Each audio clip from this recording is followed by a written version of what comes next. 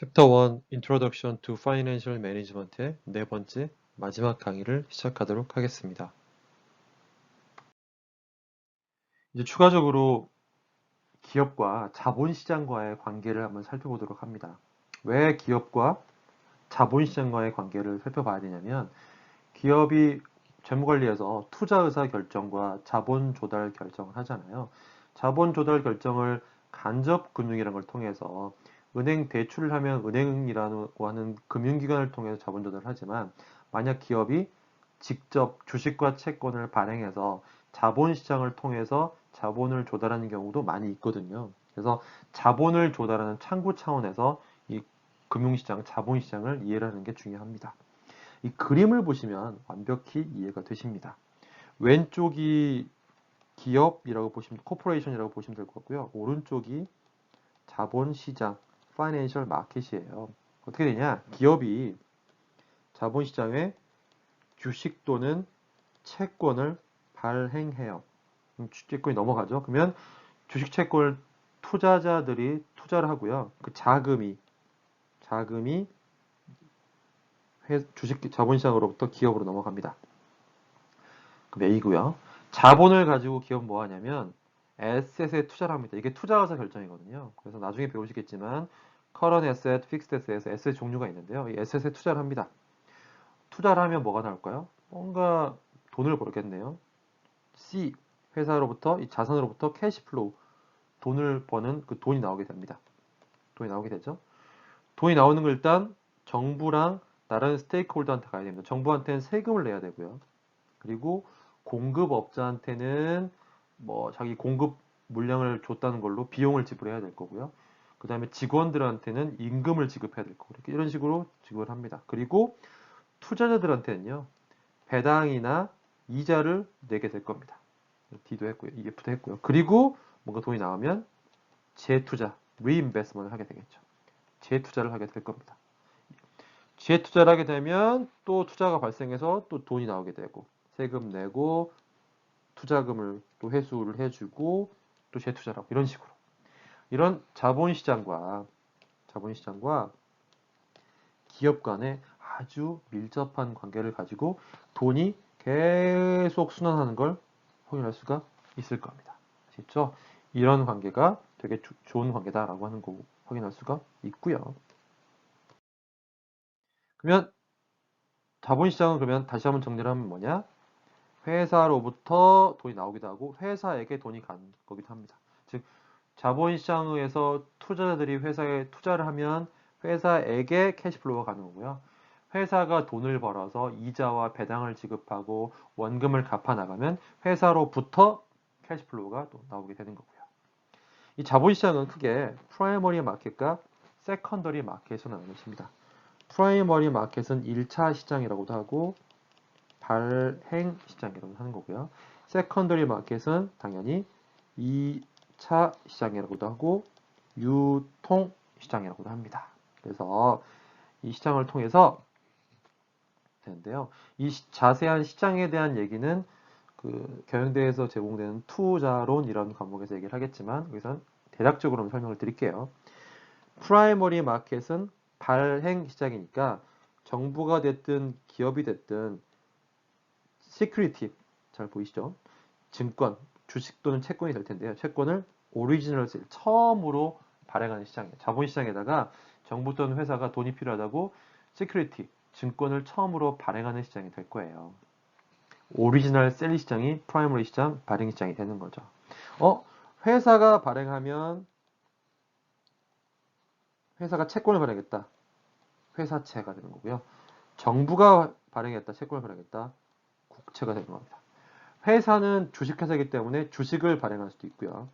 정부는 회사가 아니기 때문에 주식을 발행할 수는 없고요. 그래서 정부는 국채를 발행할 수 있고 회사는 주식이나 회사채를 자본시장에서 발행할 수 있다. 퍼블릭 오퍼링이 있고 프라이빗 플레이스먼트가 있어요. 퍼블릭 오퍼링은 공모고요. 프라이빗 플레이스먼트는 사모예요. 공모는 공개 모집, 공적 모집이 되는 거고 사모는 사적 모집, 개인적인 모집이 되는 거예요. 퍼블릭 오퍼링 어떻게 하냐? 공개적으로 모집해요. 제가 주식을 팔더니 살 사람 이렇게 하는 거고요. 사모는 개인적으로 접촉해서 기관 투자가들에게 아니 이런 현대 자동차의 채권이 나왔는데 야 너희 회사 너희 자산운용사 이거 살래? 너희 증권사 이거 살래? 이렇게 얘기하는 거예요. 보통의 경우 주식은 공모를 많이 하고요. 채권은 사모를 많이 합니다. 그다음 세컨더리 마켓은 유통시장이네요. 처음 주식이나 채권이 발행된 이후에 오리지널 셀 이후에 자신들의 표에서 bought and sold 사고 파는 사람들이 생기게 되겠죠. 이게 유통시장이 되겠죠. 2차 시장이 될 거고요. 이 세컨더리 마켓이 존재하게 되는 겁니다. 그래서 우리가 알고 있는 저 여의도에 있는 주식 증권 거래소라는 게 이 전형적인 유통시장이 될 거고요. 이 유통시장의 형태는 종류가 많은데요.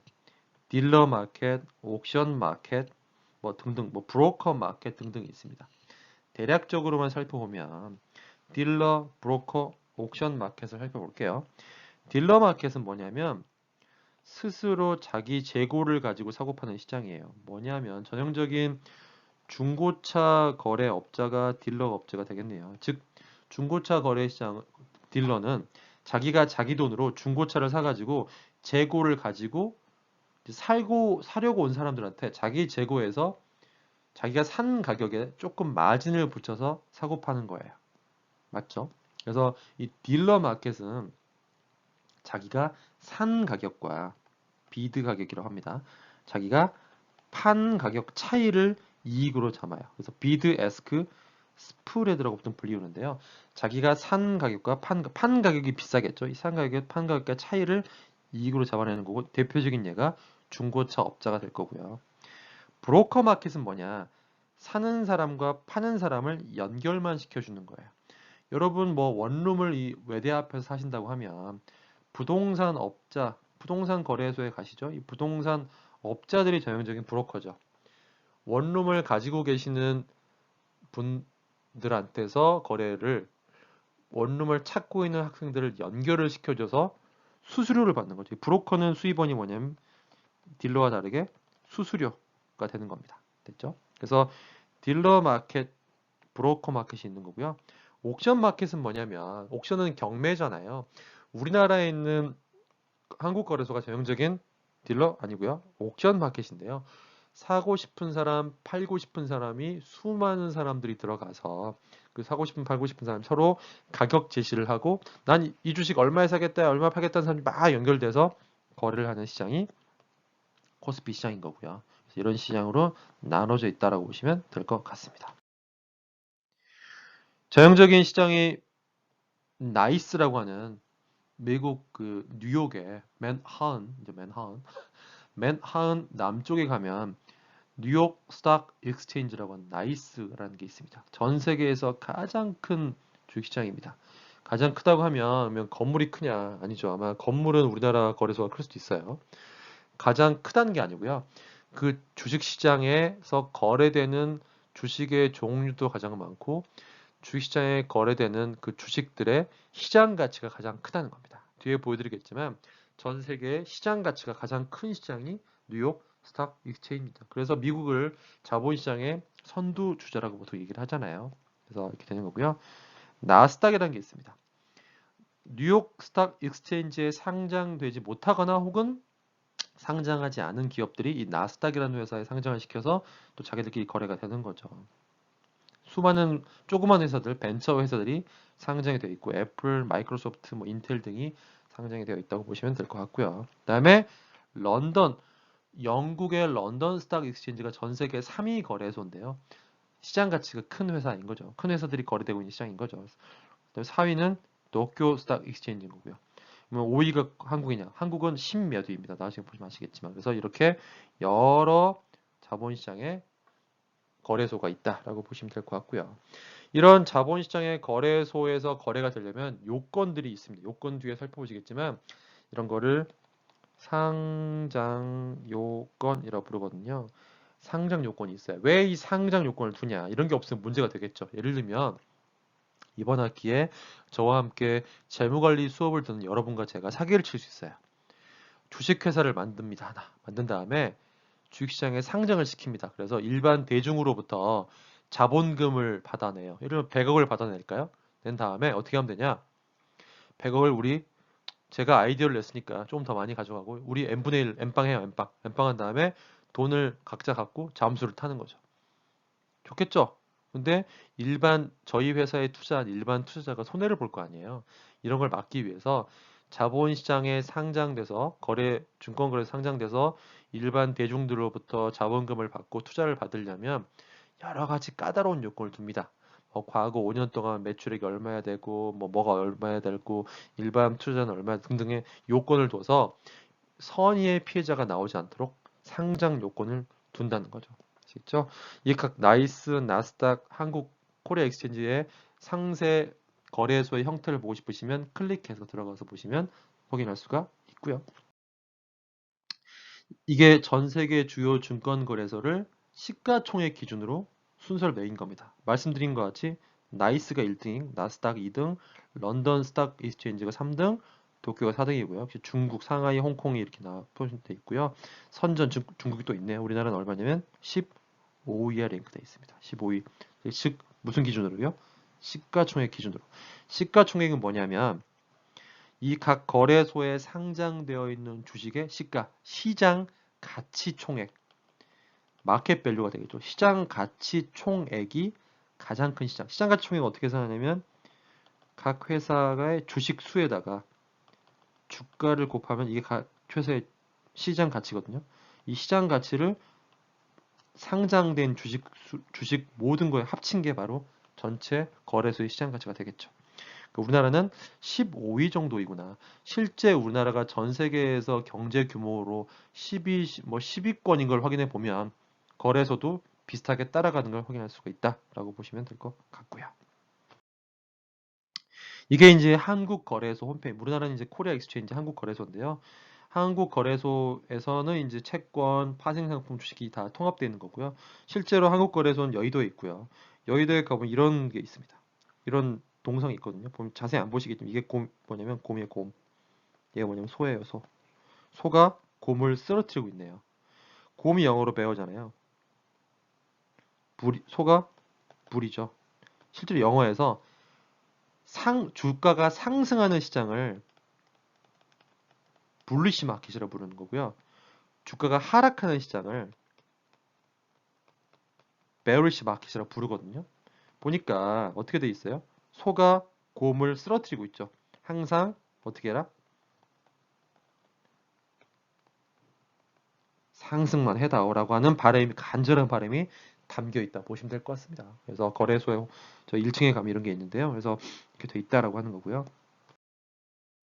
아까 말씀드린 대로 이런 거래소에서 상장을 하려면 여러 가지 까다로운 조건이 필요하다. 그래서 이렇게 보시면 우리나라는 거래소 상장하려면 자기자본 300억 원 이상이어야 돼, 이미. 상장된 주식수가 100만 주 이상이어야 되는 거고요. 그리고 여러 가지 분산 요건, 경영 성과 요건들이 다 있습니다. 매출액 최근 1,000억 원 이상 및 3년 평균 7억 원 이상이고 등등등 여러 가지 조건을 충족을 해야 심사를 하고 상장이 될 수 있고 말고 떠나는 거죠. 아시겠죠? 그래서 이렇게 상장이 되면 일반 대중으로부터 투자금을 받을 수가 있다라고 생각해 보시면 되는 거죠. 지금까지 수고하셨고요. 오늘의 수업 내용을 조금 한번 정리해 보려고 합니다. 원래 수업 시간에 여러분들이 대답을 해야 되는데 이걸 제가 질문하고 제가 대답해 보면서 정리를 해보죠. 보시면 우리는 파이낸스에 4가지 베이직 에어리어를 공부를 했어요. 적지 않고 말로만 해볼게요. 처음에 코퍼레이트 파이낸스, 기업 재무. 기업 재무는 우리 수업 시간에 배우는 내용이라고 말씀드렸습니다. 기업의 재무적 의사결정, 투자 의사결정, 자본 조달 결정, 그리고 운전 자본 관리 3개를 어떻게 하는 것이 효율적인가 배우고 있는 분야가 하나 있다고 그랬고요. 그 다음에 투자론.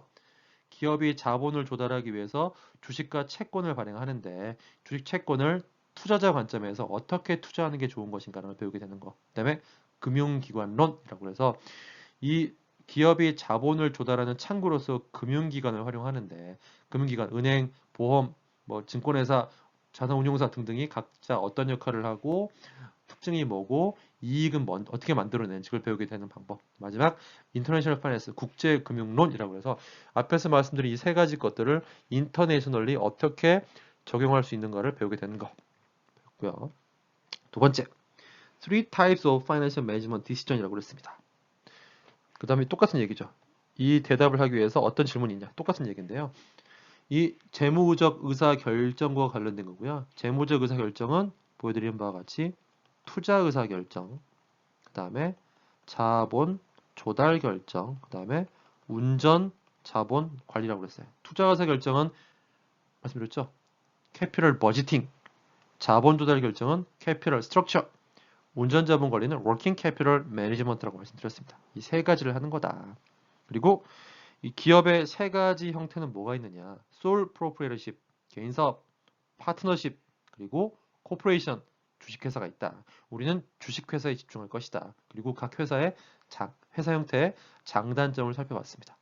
한국에서는 상법에 합자회사, 한명회사, 유한회사, 주식회사 등등 여러 가지 형태가 있지만 이 교과서에서는 세 가지만 봤다. 그리고 네 번째, 그렇다면 이 파이낸셜 매니지먼트 재무관리의 목표는 무엇이냐? 이익 극대화냐? 아니다. 비용 최소화냐? 아니다. 시장 점유율 최대화냐? 아니다. 결론적으로 뭐다? 주가 극대화다. 혹은 기업 가치 극대화다. 기업 가치를 극대화 시키는 거다. 라고 생각한다는 거죠. 단, 재무관리에서만 이렇고요. 실제로 경영에서 말을 한다고 하면 스테이크홀더스 밸류 맥시마이제이션, 즉 이 기업과 관련된 여러 가지 이해 당사자들의 모든 이해 당사자의 밸류를 맥시마이즈 시키는 게 목표가 되겠다라고 얘기하는 게 최선이다라고 하는 거죠. 아시겠죠? 그 다음에 마지막 에이전시 프로블럼 뭐였냐? 기업의 주식회사가 소유와 경영이 분리가 돼 있고 소유자인 주주의 목표랑 경영자의 목표가 다르기 때문에 발생하는 문제다. 대표적인 문제가 long-term risky investment 같은 거를 주주는 원하는데 경영진은 원하지 않아서 그런 좋은 사업 기회를 놓쳐서 기업 가치가 증가시킬 수 있는 방법을, 기회를 놓칠 수 있는 그런 가능성들이 있다라고 하는 거고요. 이런 것들을 왜 존재한다고 그랬죠? 왜 존재하냐면 information asymmetry, 정보 비대칭, 소유자가 하는, 주주가 하는 정보의 양이랑 경영진이 하는 정보의 양이 다르다고 말씀드렸어요. 그래서 경영진, 주인도 아닌 경영진이 하는 정보의 양이 훨씬 크기 때문에 문제가 생기는 거다라고 확인을 했고요. 이것들을 해결하기 위해서 스탁 옵션, M&A, 프록시파이 등등을 설명시켜 드렸고요. 네, 여기까지 수고하셨고요. 1장의 내용을 바탕으로 해서 이제 이번 학기 동안 2장부터 이 재무 관리에 필요한 여러 가지 지식들을 습득할 수 있을 것 같습니다. 수강하시느라고 수고 많으셨습니다.